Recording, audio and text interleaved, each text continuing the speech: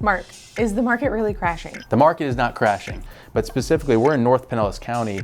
The demand is still here. I think Forbes said that Tampa was the most desirable area in Florida to move to. That's what I heard too. Hey guys, I'm Mark from the Fazzini Group. I have Heather Scubin with me. We're here today to talk about the real estate market and everything that we're seeing out there day to day. So you hear a lot of headlines in the news that could be scary. We want to tell you actually what we're seeing in the market, what you should be looking for as a seller or a buyer in this current environment, and give you any insight we can. Mark, is the market really crashing? Like in Tampa, are we really seeing a huge decline? The market is not crashing. Thank you. The current environment has shifted over the past year. So last year, we sort of saw values pretty steady. Active inventory was up quite a bit. I mean, we've been in this like crazy growth mode since COVID 2020, where we've seen 40-50% appreciation across the board pretty much in the Tampa area. And then we had interest rates, of course, climbing up. So they went from 3% to 7.5%. And we saw demand, trickle down because of that. Now we had such high growth, such quick growth in Tampa compared to the rest of the country that I think now we're sort of starting to see the brakes be put on a little bit, but the data isn't supporting a crash. Mm-hmm. Now, some areas, North Tampa, new construction, certain areas are not doing as well as others, but specifically we're in North Pinellas County. The demand is still here. What was it that Forbes said? Didn't they just? I think Forbes said that Tampa was the most desirable area in Florida to move to. That's what I heard too. And so what are the numbers showing? Let's talk about Pinellas County as a whole. If we look at this, we have July as our latest stats that have come out. And if we look here, let's look at single family homes, for instance. So we have, if we look at active listings. So active listings are actually up 100% from last year. So July 2023, we had about 1,480 listings on the market in Pinellas County, single family homes. This year right now, or in July 2024, we had about 3,100. So that was up quite a bit. However, if you look at the closed sales, the actual closings were only down about 1.5%. And so, active listings going up is a big deal, but we're just getting back to a more normal market. Like if you look at 2018, 2019 stats, this is just closer to what that reality was. Mm-hmm. The COVID craze, the growth, like things going under contract in 2 days, that's not normal for real estate. So in our mind, we're not going into this crazy crash, we're just leveling off and getting back to normal. And so as a buyer, right, we work with buyers all day long. What does that mean for our buyers that are coming to see us? For buyers, I think there's more opportunity in the current environment. So we've had some good news. The Fed has said they're going to cut rates. Rates came down a little bit, so we're closer to like a 6.5% interest rate on a 30-year conventional. You can get rates in the 5s if you're going VA or you have a preferred lender where you have some of your money, like on jumbo. I've seen rates as low as like 5% on jumbo loans. That's great. So rates have improved, which is good. And I think as a buyer, certain areas, sellers are having more trouble selling their property. So you have days on market going up, which any buyers that we're working with, we're looking at negotiating opportunities. So instead of paying over asking or not being able to negotiate, buyers have more negotiating leverage in this current environment. Well, that's good news for them. So the buyers are now coming out of a season where they have seen a house hit the market, they've had to get in within 24 hours, put an over asking offer on the property, to now a situation where they have multiple homes to go look at. Mm-hmm. And they're really looking for that perfect house for them. Yep, exactly. So a buyer comes to me, asks me about the market. Thank you for giving us that information. That's really going to help to get them comfortable to know exactly where it is, that it's not all doom and gloom. The market's not crashing. We're just entering into more of a healthier market for these buyers to shop for a home. Exactly. Yeah, one stat that I really like to look at. So if you look here, there's this stat called month supply of inventory. Now, month supply of inventory, that stat is kind of confusing. It's just how long on average will it take for all the inventory on the market to sell based on the average days on market or to contract. It's said that a balanced market is about 6 months of supply of inventory, okay? Now, 2020, when we had the COVID craze, we were at about 0.5 months of inventory. That's a very strong seller's market. Now, if you look at the stats here, July 2023, that crept up to 1.7 months of inventory. That's still a very much seller's market. Now this year, that number has essentially doubled. It's at 3.8 months of inventory. So there's no doubt that the market has shifted a little bit and it's getting closer to an even market. But in our mind, in most of the areas we're selling in, it's still more of a seller's market. And if 6 months is a balanced market, then we're still a little bit below that. Now, keep in mind, this is for single family homes. If we look at condos, that is a little bit different. And I think we're seeing changes in the condo and townhome market due to various things like increased insurance costs, the milestone inspections that are required. So if you look at condos and townhomes in the same data set, you'll see last year month supply of inventory was 3 months, and now it's at 6.1 months. So what does that tell us? The condo and townhome market is a little bit more even buyer and seller than single family homes. So if you're buying a condo right now, you have a lot more leverage than maybe a single family home. And unfortunately, we are seeing, with our seller clients selling condos right now, they're not selling as quickly. Some are, and it still can be a very good investment, but they're just not doing quite as well as single family homes. Now, what do closed sales look like? Like, what are the facts of last year's closed sales versus this year's closed sales of condos and townhomes? I think it's still pretty even, isn't it? Yeah, so if we pull up for, let's see, let's do the whole market. So if we look at combining single family, townhomes, and condos, closed sales, it was basically up 0.3%, so not much of a change at all. If I go into the single family homes and I look at month by month, it varies. Like last month, like in June, closed sales were down about 10%, which is not the greatest thing. It shows it's a weakening market. But then July, single family homes in Pinellas were only down about 1.5%. So, year to date, we're down 0.9% on closed sales. That's not a huge change. But what are we actually seeing in the market right now? I think the overarching theme is there's some fear and uncertainty heading into this election. Any election year, we've been going back 20, 25 years. Every election year, our sales are always a little bit down because there's uncertainty. There's fear. What's going to happen? What are the changes? Obviously, in our current world, there's also a lot of unknowns internationally, and you just have a lot of macroeconomic factors that are playing into this. So some buyers are saying, you know what, I don't want to do anything until we see what happens with the elections, we see what happens with international affairs, different things that people are worried about because they can affect your investment. Now, what are we telling our buyers right now? I think if you are wanting to buy a home and you can afford it and you're going to be there for 3 to 5, 10 years, I think you can sleep well at night knowing, okay, it's still an okay time to buy. Now, if you're overstretching yourself and you could be moving in 1 year and you're not really sure, I don't know if it's the safest time to buy, because if we did have any type of pullback, you could be in a bad spot. But all in all, if you're buying in Florida, in our area, Pinellas County, there's still a lot of demand, and I think you just got to be careful with overstretching yourself when we have so many unknowns out there. Well, and I think that's what we do with all our clients. Right? We have them meet with our preferred lenders to get a really comfort level of what their monthly payment's going to look like, what their financial situation is going into this. And that's part of what brings us to our clients and makes us such a great team. We operate as a team, not just you and I, but us with our clients, with our preferred vendors, with our preferred lenders, to help them to get comfortable to where then they can make an educated decision as to where they need to be in the market to be comfortable and make a solid purchase that's going to financially put them ahead at the end game. Absolutely. So with that said, we've had some few changes in our business, in the way that we operate. I found that I'm doing a lot more interviews for my buyers. Are you finding the same? Sure. Yeah, so we've had some changes. So what's all the hype with the NAR settlement, changes and the commission lawsuits, right? So there's a lot of misinformation. If you're a buyer out there, you might be thinking, oh my gosh, I now have to pay my real estate agent to buy a house. I can't afford to pay 3% of the purchase price. Well, a lot of that is just hype in the news.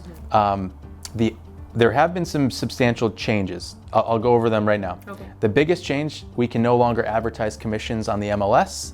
That's really just a logistical thing because sellers are still offering commissions to buyers' agents. It's just not able to be advertised on our MLS. So we have to call, we have to text the agent, ask them if they're offering a commission, and then we get that information. And about 95% of them are still doing that. Now, in some cases, a seller could decide not to. And if a seller is not offering commission, usually they're negotiable, and it's always been negotiable. Right. So if I call on a house and the agent says, no, the seller's not offering commission, but they're open to negotiating, then you and I, if you're my buyer client, we're gonna strategize our offer and ask for the compensation to be paid by the seller. And at the end of the day, it's going to net out pretty much the same, whether the seller accepts a lower price because they're not offering as high of a commission, or they're offering it and they're going to take a little bit higher price. So if my clients don't have the money to pay cash for my commission, are we able to wrap that into the loans? So you can request that the seller pays buyer concessions to essentially offset any of the buyer agency fees if you're paying your agent directly. So at the end of the day, they're not coming out of pocket for it, but it might be a portion of their financing portfolio. Exactly. Okay. And it just makes it really important to interview your buyer's agent. If you're working with a realtor, you don't want someone that's just going to open the door. You want somebody who's going to be a true advisor to you. You know, they're going to advise you on neighborhoods. They're going to advise you on risks of neighborhoods or property types. If insurance is going to be high, are there encroachments? Are there easements? They're going to make sure you do a survey. They're going to make sure the inspection's done really well. And then, even better, they're going to give you their Rolodex of vendors to help with anything you need. It's priceless. Yep. It is so priceless. I hear this from my clients all the time. My phone, I constantly get text messages asking if I have someone that's been vetted that can help them with a problem with their home. And I always send them a couple of people that they can call. Yep, and absolutely. It's a huge benefit that we don't always talk about. Now, the main other change is just that we have to have an agreement with a buyer prior to seeing a property or doing a showing. So if you call us today as a buyer and you want to see the property at 123 Main Street, we cannot show you the property without some sort of signed agreement. Now, that usually looks like a buyer agency agreement that talks about how we're compensated.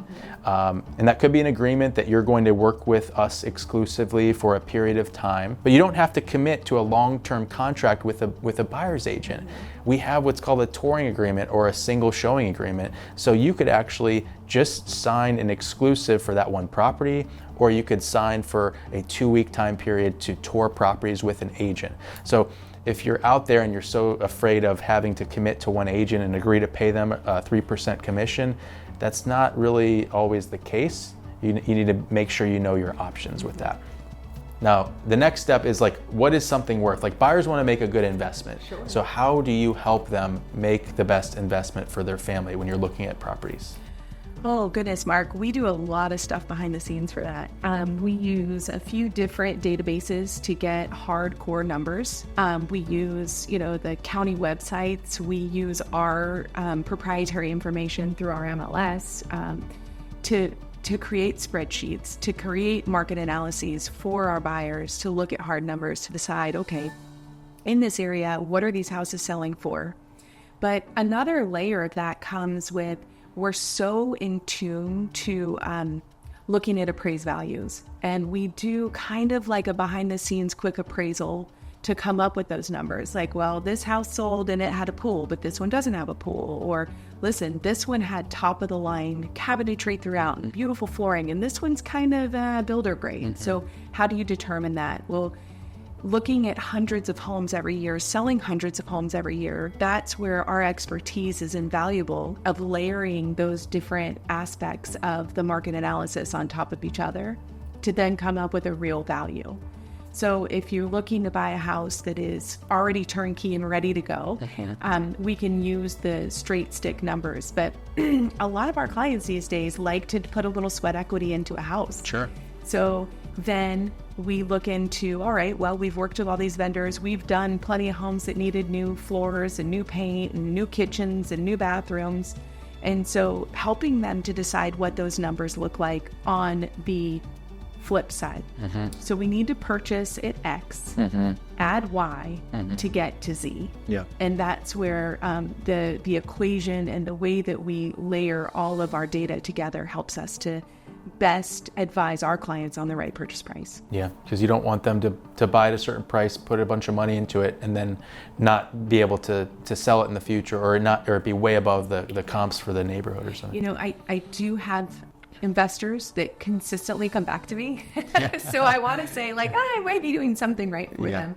And that's part of where that expertise comes from. You know, when investors call you and they say, hey, I want to buy a house, but I want to be able to make some money on it. Come walk through this with me. Let's break it down. Let's see what you think the market's going to be in a year or 6 months.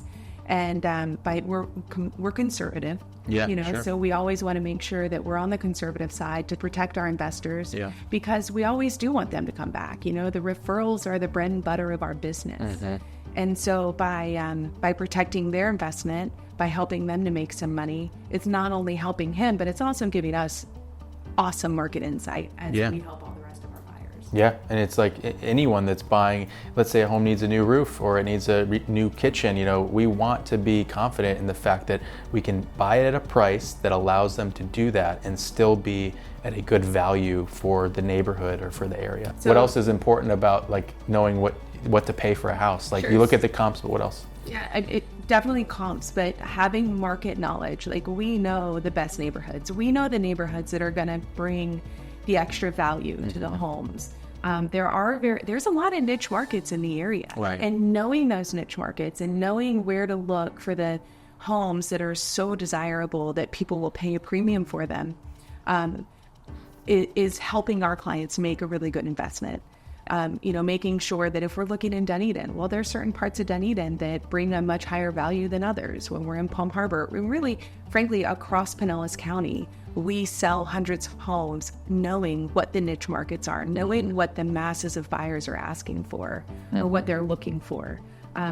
Is just another added value to our buyers when they're looking. Awesome. Let's say I'm buying a house, I'm moving to the area, I'm buying a house. Awesome. I know that I want to be in Palm Harbor because the schools, or I know I want to be in North Pinellas because of my job, and maybe I like the schools. So how do you help a buyer realize where they want to buy, or how do you go through the process with a buyer to help them make the best decision on where to buy? A few questions that I ask that help me to get to know my clients quickly, right? Because we want to get to know the family or the couple or the single person that's making the purchase. So asking, all right, well, what's your family structure look like? How old are your kids? I'm not prying. I'm actually just trying to find information that helps them to make a good decision. Right. And then once I know what their lifestyle is like what they like to do, extracurricular activities. I ask them, you know, what would you rather do? Would you rather live close to your job, or would you rather live close to the fun things that you like to do? That really helps me to decide what area they want to be in. It helps me to decide what type of buyer I'm working with. And it also is going to help me just to solidify and narrow down the areas at which they're looking. From there, once I can narrow down the area, maybe we narrow it down to 4 or 5 areas, I need to know what kind of house they're expecting to purchase. I need to know their comfort level with repairs, with with improving a home, or are they expecting to have a turnkey home? I always ask them about their financial situation. Are they pre-approved? Are they using a loan? Are they buying with cash? I sometimes find that I really have to dig when my sweet cash buyers, because they'll give me one number and the next thing I know they find another suitcase of money somewhere. Budget is always important. Budget is always important. Just finding out what that true threshold is on all of those different areas allows me to then create a really good search. And by creating that search, I'm alerted constantly on what's hitting the market or what's already on the market that's going to fit them. To really just peel back the layers. It's like a little bit of an onion, and as we peel back the layers to get to that core, to find them that perfect house, location is always so important. And then layout seems to be really important. Fit and finishes and budget. Right. And if I can get to the bottom of those 4 things, I can normally not waste too much of their time going to see stuff that they're not interested in. Yeah, love that. Love that. Bring it in, hone it in. Yeah. And sometimes we have listings that are off market that maybe we have coming soon or that we call on that we can bring to the buyers too. We've done a lot of transactions that way. Our team is so awesome in that way. Like, it's so great when we have our meetings to come in and we all share, like, hey, we've got this guy that's ready to sell, and hey, we've got these buyers. We keep a running list of that, which is just so valuable, knowing what the market is looking like in the next couple of weeks or the next few months. We found a lot of dream houses that way, Mark. Yeah, for sure. So we've made a lot of dreams happen that way. I love it. Now, if you made it to the end of this video, you probably are looking to buy or sell a property in the Tampa Bay area. Our team has helped over 3,000 clients buy and sell in the area over the last 30 years, and we'd love to help you. Reach out at the number or email below, and someone from our team will be in touch ASAP.